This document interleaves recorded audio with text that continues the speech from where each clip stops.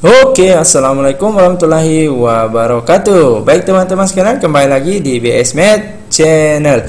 Pada video kali ini masih melanjutkan ya pembahasan kita di tali busur lingkaran ya. Di mana video sebelumnya kita sudah membahas tuh ya apa dan bagaimana itu tali busur lingkaran. Nah, sekarang kita akan membahas segi empat tali busur. Nah, apalagi tuh segi empat tali busur. Nah, segi empat tali busur adalah segi empat yang keempat sisinya merupakan tali busur ya. Jadi maksudnya kayak apa? Nah, misalkan nih ada titik A, B, C, dan D terletak pada lingkaran P sebagai berikut. Jadi ada lingkaran dengan pusat P, kemudian ada titik-titik A, B, C, dan D. Nah, jika titik-titik tersebut ditarik sebuah garis yang menghubungkan keempatnya, maka diperolehlah sebuah segi empat ya. Nah, maka segi empat A, B, C, D ini merupakan segi empat tali busur karena sisi-sisinya, sisi A, B, sisi B, C, sisi C, D, dan sisi AD semuanya merupakan tali busur ya, yaitu ruas garis yang menghubungkan dua titik ya yang terletak pada lingkaran. Maka itulah yang dikatakan sebagai segi empat tali busur, gitu ya.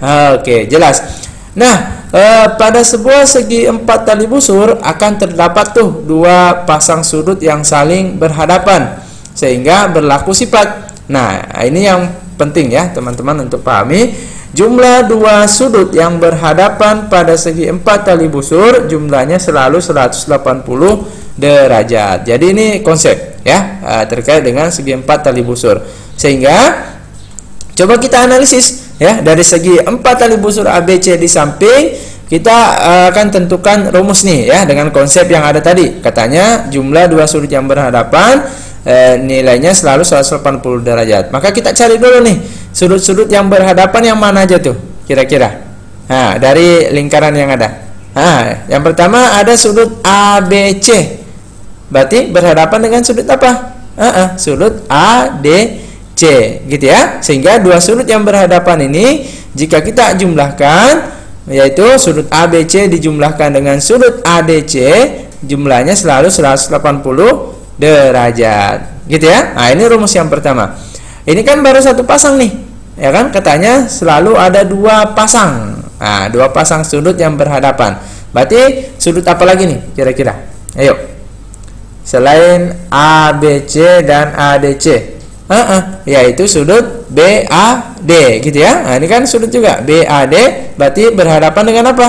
Dengan BCD, gitu ya. Sehingga jika dua sudut ini kita jumlahkan, nilainya juga selalu 180 derajat. Sehingga sudut BAD dijumlahkan dengan sudut BCD, nilainya juga selalu 180 derajat. Maka inilah dua rumus yang berkaitan dengan segi empat tali busur ya, yaitu jika dua sudut yang berhadapan dijumlahkan, nilainya selalu 180 derajat.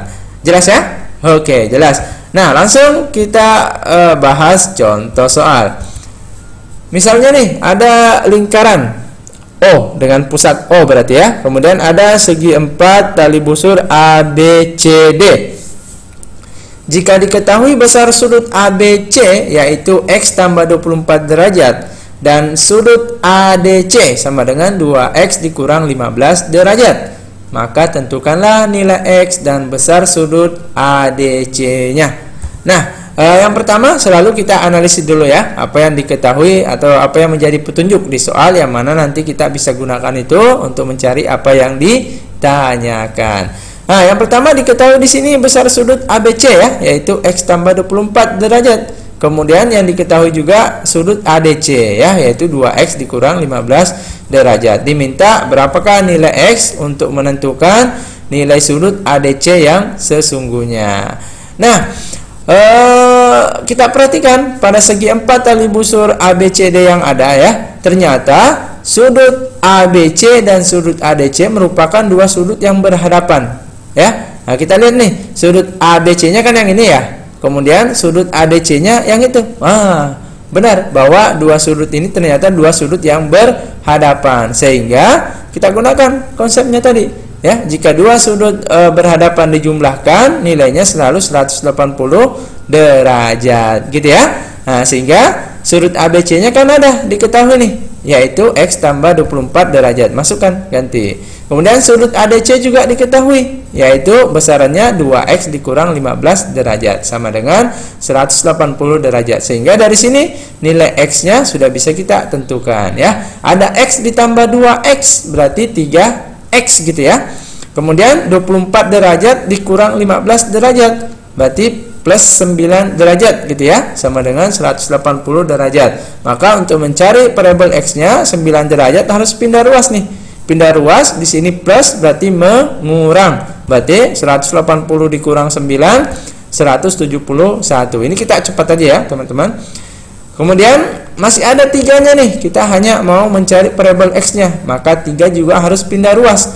Posisi 3 di sini mengalih 3 kali X. Maka kalau pindah dia membagi. Berarti 171 dibagi 3 hasilnya 57 gitu ya. Maka inilah nilai X yang ada gitu ya. Nah, setelah dapat nilai X-nya, maka sudut ADC-nya sudah bisa kita tentukan ya, sudut yang sebenarnya. Di sini kan masih rumusnya 2X dikurang 15 gitu ya. Nah, sementara X-nya sudah dapat 57, sehingga 2X menjadi 2 dikali 57 derajat dikurang 15. 2 kali 57 berapa tuh?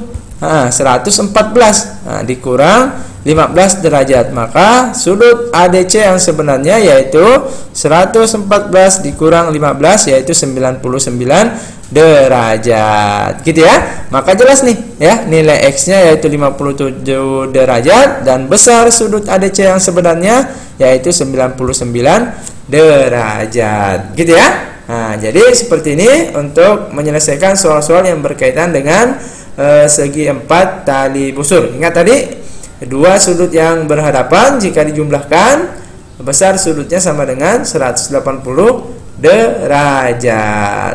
Oke ya, bisa ya dipahami ya. Oke, seperti biasa di akhir pembahasan ada latihan soal ya yang bisa teman-teman kerjakan sebagai pemantapan ya mengenai materi yang kami sampaikan ya. Oke, bisa jawabannya ditulis di kolom komentar ya. Semoga pembahasan untuk segi 4 tali busur kali ini bisa dipahami ya dan bermanfaat bagi teman-teman sekalian, khususnya bagi teman-teman yang di kelas 11 ya, untuk penerapan kurikulum Merdeka. Oke, demikian yang bisa kita bahas. Nantikan pembahasan yang lainnya pada video selanjutnya. Tentunya tetap semangat dan selalu berprestasi.